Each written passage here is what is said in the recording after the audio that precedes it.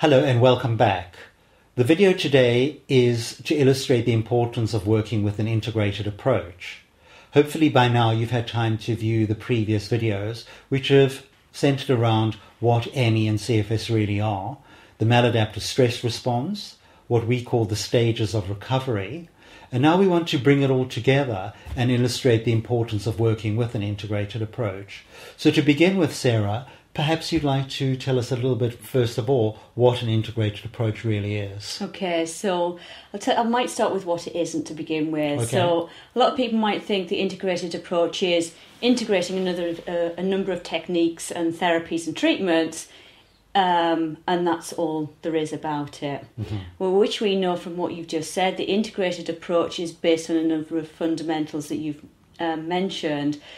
And it's using that framework and that understanding to gain clarity and a plan of a way through it. So we're looking at, placing the contributing factors that's still present within the stage that we're in, also noticing which perpetuating factors are also present, and looking at, how we're going to prioritise that.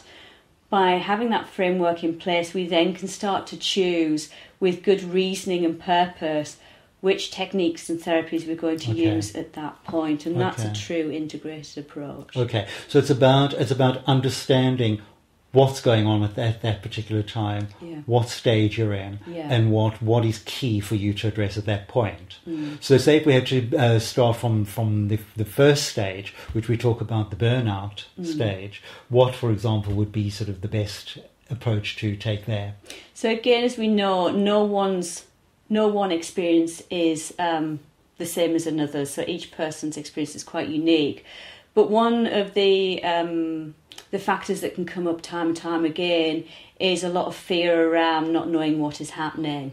So at that point, one of the things that we might looking at doing is information and clarity around what's happening to give reassurance. We'll also be looking at very simplistic ways of calming our system down and starting to address the maladaptive stress response around not knowing what's happening. Okay, which is then moving us into the stabilisation stage. Exactly. And there'll be sort of a variety of tools or techniques, for example, that we would recommend as being helpful to that stage. Yeah. Okay. And in terms of duration, clearly that's going to take varying durations for different people. Exactly. Okay. So then moving on to the next stage, which we refer to as the core work stage. How is that different?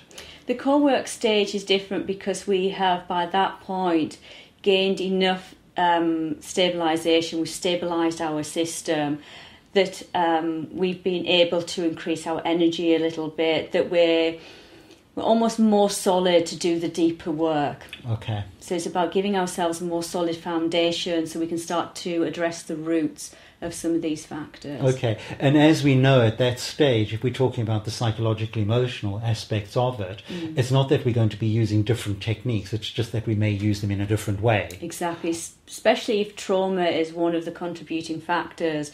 Trauma, unless it is presenting in the present quite strongly, we would not address that first. We would help to stabilise the person, give them some tools to start to self-manage more, and the more they do that and the more control they start to have, we then would gently, as they move into the core work stage, start to address some of the core factors of the trauma, but they've been sufficiently stabilised and desensitised, because our nervous system can become very sensitised in the maladaptive stress and burnout stage, that once we've calmed that down, we're able to process some of the emotion in a way that it feels more gentle, it feels more in control, whereas if we were to address it before then, it might just be overwhelming. Yeah, indeed. Okay. And in the core work stage, not only, of course, are we talking about sort of psychological, emotional issues, we may well be talking about physiological issues that require attention as well. Exactly. So there isn't a clear... not a clear definition of what we do in each stage. No. We're just looking at the different factors that are present and which ones are priority and how to work with them. Yeah, and helping people to decide which are the factors that really are important for them to look at. Exactly. And so at that point, it may be that sort of some deep nutritional work may be valuable to them or not. Yeah. Yeah, or sort of some different approach, parent technique, or all sorts of different approaches. Exactly.